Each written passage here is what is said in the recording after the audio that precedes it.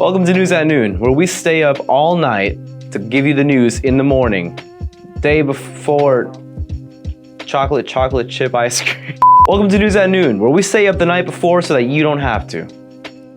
So, by now you've probably heard of our favorite boy band Brockhampton split, which is coming very, very soon. With their final album having just released yesterday, and their final concert, which is going to be free on Twitch, by the way. On Twitch? Yeah, on Twitch games, Fortnite, with their concert being announced for November 19th, which is this Saturday. I gotta go get my ticket, dude. If you don't know who Brockhampton is, first of all, what the hell's wrong with you? Second of all, go to YouTube right now and listen to Saturation 3, Gummy's an instant classic. Brockhampton's final album, titled The Family, turned out to actually be more of a solo piece, with group leader Kevin Abstract taking lead vocals for every song on the album, save from one feature with Bareface, one of the members of the group. In a surprise twist, the group also released another album titled TM, as a gift to their fans. The album is comprised of songs from the group that were produced over the span of 2 weeks in 2021. So make sure to snag those tickets while you still can. Tell Merlin I said hi.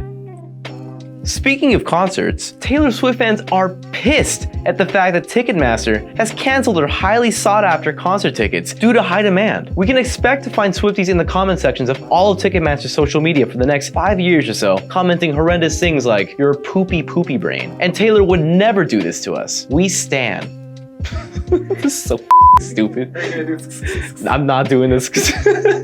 Swift fans aside, Ticketmaster has abruptly canceled the scheduled sale of public tickets due to unprecedented demand. Swift fans are understandably so upset, in fact, that Tennessee's State Attorney General has announced that their office plans to conduct an investigation as a response to all the fans crying about not being able to spend their hard-earned money on their Lord and Savior Taylor. The Brockhampton concert is free, by the way, on Twitch. Check it out on Twitch.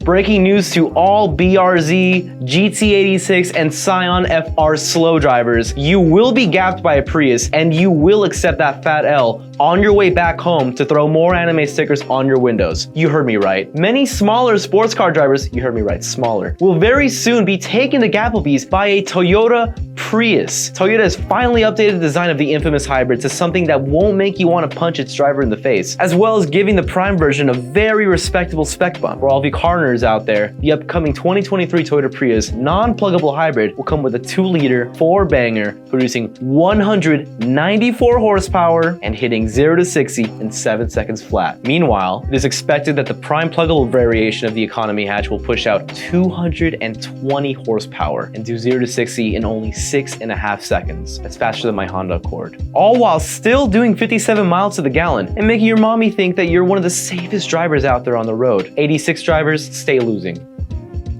On to more traditional and arguably more boring news. Salmon is back on the menu for the native Yurok tribe as US agencies come to decide to conduct one of the largest dam removals in history. I know all my salmon friends are just squirming in excitement right now. The dams are being surrendered over by Pacific Corp, a decision that comes as a result of newly established regulations put into place that would have required the company to have built added fishing screens and ladders to the dams in order to meet California and Oregon requirements. Instead of doing all that though, Pacific Corp just said screw it and is taking the dam behind the shed, Old Yeller style. Joseph James, the chairman of the Yurok tribe, is ecstatic about the decision, saying, "The salmon are coming home." Yes, they are, James. Yes, they are.